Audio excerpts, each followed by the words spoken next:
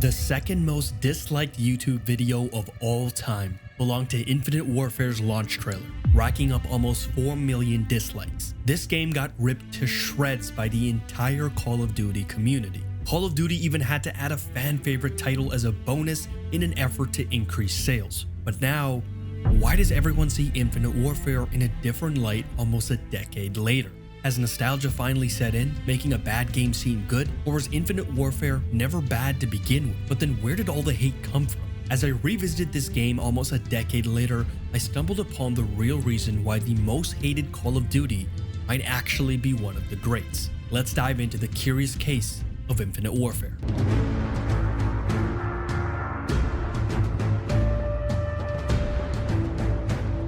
We can all agree Call of Duty has three main themes: an old school war theme, a modern theme, and a futuristic theme.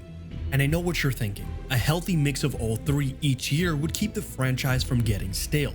Like Black Ops 1 was an 80s era shooter, following that was Modern Warfare 3 with a more modern approach, and then Black Ops 2 was our first taste of futuristic. But look what happened from 2013 onwards. Ghost launched in 2013, which was futuristic-ish. Advanced Warfare launched in 2014, which was really futuristic. And then BO3 launched in 2015, which was still futuristic. And then in 2016, you guessed it, another futuristic title, Infinite Warfare. It was obvious that the Call of Duty fanbase was outraged with such a similar title being released, which actually led to a massive overcorrection the following year with the release of World War II. And that didn't go well either. But this got me thinking, if we remove the rage and hate from our eyes, was IW actually good? Because as we're about to break down this game, I found some interesting components that might have been clouded by mob mentality at the time. Basically, people were hating just to hate. But as a decade passed, those clouds disappeared and people are finally seeing the light. Let me show you.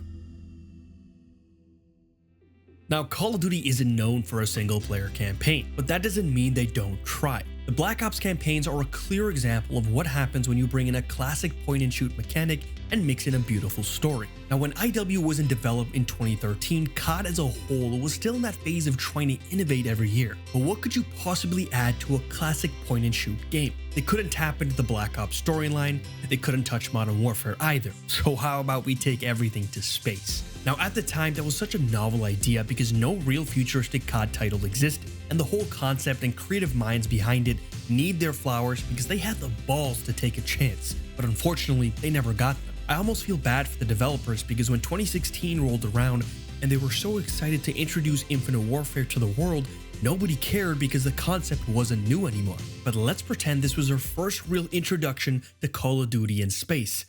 How did IW really do?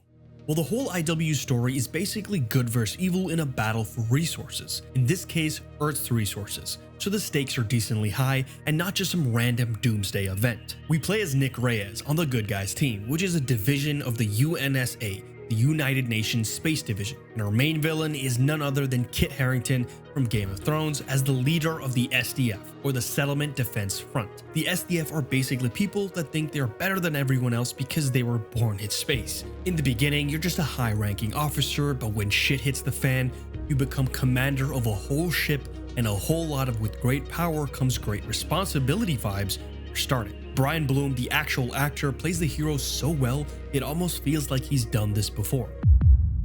Now, like any good movie, the supporting cast is crucial to making us really feel involved with the storyline. Cap has Bucky, Stark has Rhodes, Quill has the Guardians, so let's see how IW did.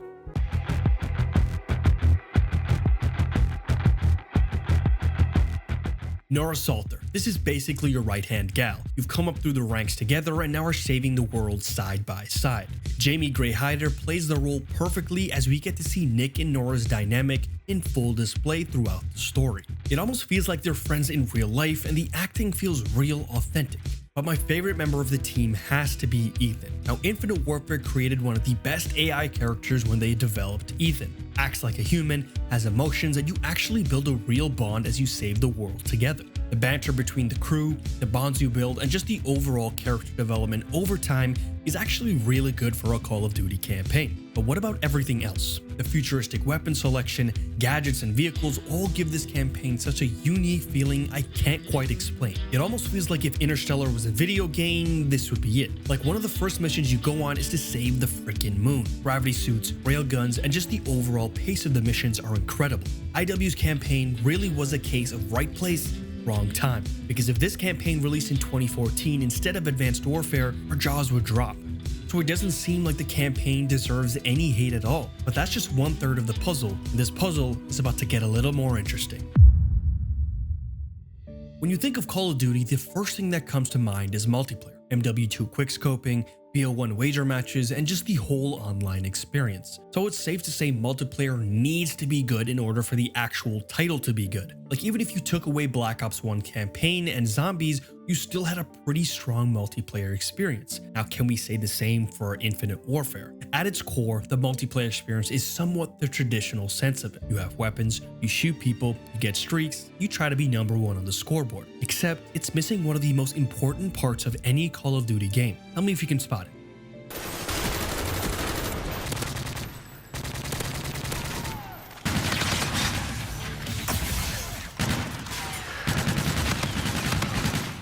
Yes, the dopamine you get from a kill. IW's kill feedback is lackluster at best, with no real power and satisfaction from getting kills, but maybe these other 4 elements of multiplayer can save the mode.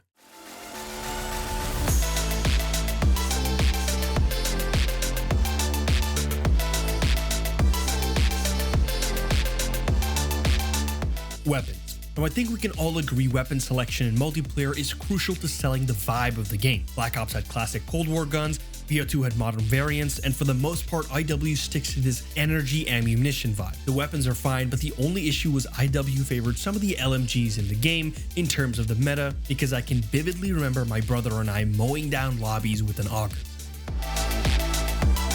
Jetpacks, which I think if it was introduced for the first time in 2014 instead of 2016, it would have a way better reception than it did, simply because it would have been the new cool thing and not, oh cool, another jetpack game. But unfortunately, the jetpacks in IW didn't really work with IW's map design. All the maps were closed off and still had traditional 3-lane movement with no real need to use jetpacks in the first place. It kind of just got in the way. So jetpacks were bad, but what about IW's heroes?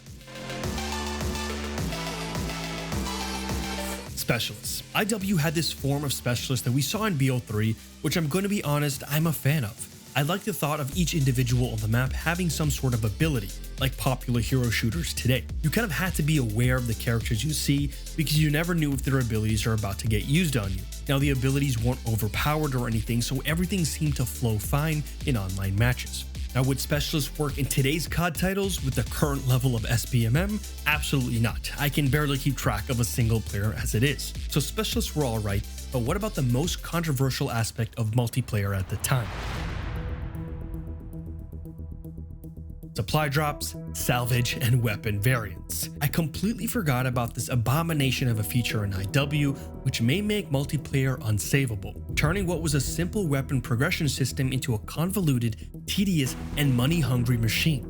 The whole system mimicked some sort of MMORPG system, and what's worse was the killstreaks even had parts you could upgrade. Now yes, there were pay-to-win weapon variants, but nothing too crazy like the days of Advanced Warfare. Now, IW's multiplayer as a whole wasn't the greatest, but it still wasn't unplayable by any means. The core shooter aspect was still there, but it had really bad complementary systems. I think the only saving grace is the fact that I don't think SBMM was a big issue back then, and you could just have fun shooting lasers at people. So let's go ahead and readjust the title of this chapter to be a bit more accurate.